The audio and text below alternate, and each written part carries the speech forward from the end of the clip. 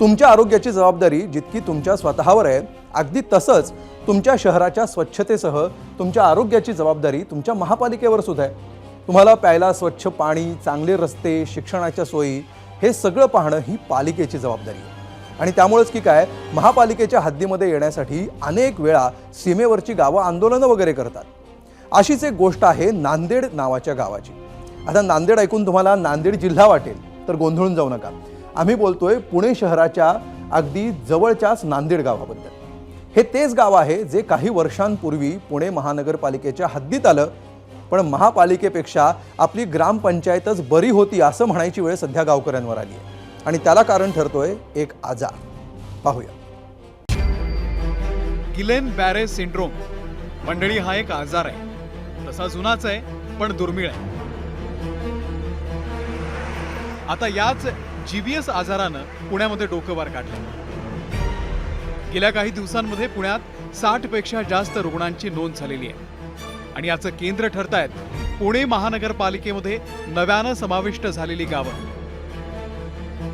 आता जर आपण बघितलं तर हे जे गाव आहे नांदेड गाव हे महापालिकेत समाविष्ट करण्यात आले आहे.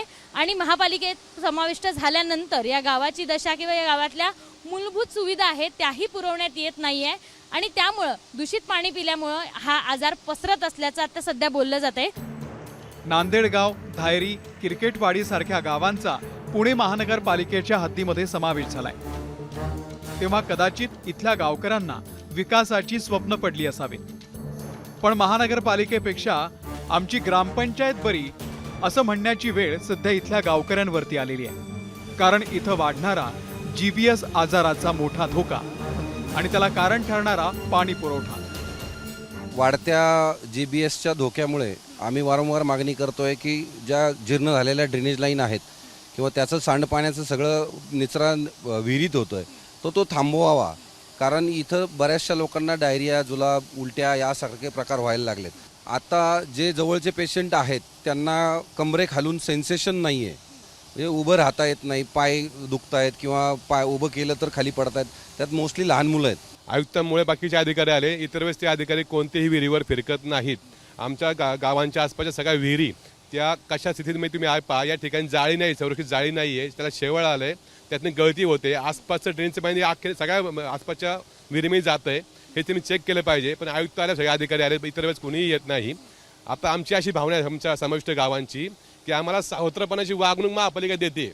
असं महापालिकेने कुठलं ठोस असं काही ग्वाही दिलेली नाही आम्हाला कुठली. पण किरकोळ कामं करू असे बोललेले आहेत.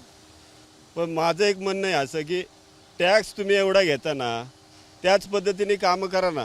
ते फिल्ट्रेशन प्लांट आहे, इथे कुठे फिल्ट्रेशन प्लांट दिसतोय का तुम्हाला? हे सरळ पाणी आम्हाला इथे येतं, याच्यामध्ये क्लोरीन मिक्स करतात आणि ते पाणी आम्हाला प्यायला देतात. याला फिल्ट्रेशन प्लांट लागला पाहिजे ही आमची अपेक्षा आहे. विहिरींची पाहणी पुणे महानगरपालिकेच्या आयुक्तांनी केली आणि तपासणीचेही आदेश दिलेले आहेत. पण खरंच या विहिरीमुळे इथं हा आजार पसरलाय का? तर तसं नाहीये. दूषित पाण्यामुळे हा आजार होऊ शकतो का? आता बरेचसे जे आजाराचे रुग्ण आम्ही बघितले त्या लोकांना जुलाब झालेले आहेत, पोट दुखले आणि त्याच्यानंतर हा त्रास झाला. म्हणजे शक्यता आहे की या लोकांना पोटामध्ये इन्फेक्शन होतं, त्याच्यानंतर हा त्रास झाला आहे. आणि एकाच पद्धतीचे अनेक रुग्ण असल्यामुळे शक्यता आहे की या पाण्यामुळे असू शकेल. आता हे विहिरीचं पाणी आहे का धरणाचं पाणी हे मी सांगू नाही शकणार. त्याचा शोध आपले PMCचे अधिकारी घेत आहेत आणि आय एम शुअर याचं उत्तर आपल्याला लवकर मिळेल. बरं, मग अशा वेळी कोणती खबरदारी घ्यावी ते सुद्धा पहा.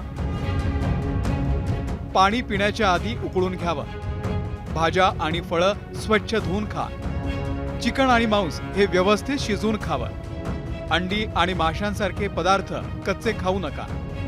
स्वच्छतागृहाचा वापर केल्यानंतर साबणानं हात धुवा. कच्चं अन्न आणि शिजवलेलं अन्न वेगवेगळं ठेवा. ज्या नांदेड गावामध्ये रुग्णांची संख्या वाढली आहे आणि प्रामुख्यानं हा आजार लहान मुलांमध्ये जास्त दिसतोय, म्हणून नांदेड गाव ते पुणे शहर अनेक रुग्णालयांमध्ये याची रुग्ण दिसू लागलेली आहेत.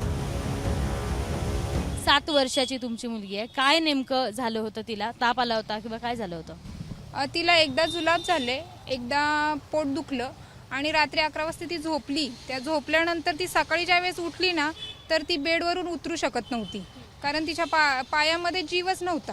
गेल्या काही दिवसापासून नांदेड सिटी व आजूबाजूच्या परिसरामध्ये जीबी सिंड्रोमचे अनेक पेशंट आढळलेले आहेत. हा आजार मुख्यतः दूषित पाणी व उघड्यावरील अन्नपदार्थ खाल्ल्यामुळे होत. पाणी उकळून गाळून प्यायचं आहे. उघड्यावरील अन्नपदार्थ पूर्णपणे टाळायचे आहेत. फक्त पुणेच नाही तर आसपासच्याही महानगरपालिकांच्या हद्दीमध्ये याच जीबीएसच्या रुग्णांची संख्या वाढतीये. जशी रुग्णांची संख्या वाढते तशा त्या संदर्भातील अफवा सुद्धा वाढतायत. त्यामुळे महानगरपालिकेकडूनही आरोग्य सुविधांसह आजारासंदर्भात समुपदेशनाची सुद्धा तितकीच गरज आहे. तर आणि तरच अशा आजारांवरती मात करणं शक्य होईल. कॅमेरामन अमोल गव्हाळेसह शिवानी पांढरे, एबीपी माझा, पुणे. एबीपी माझा, उघडा डोळे बघा नीट.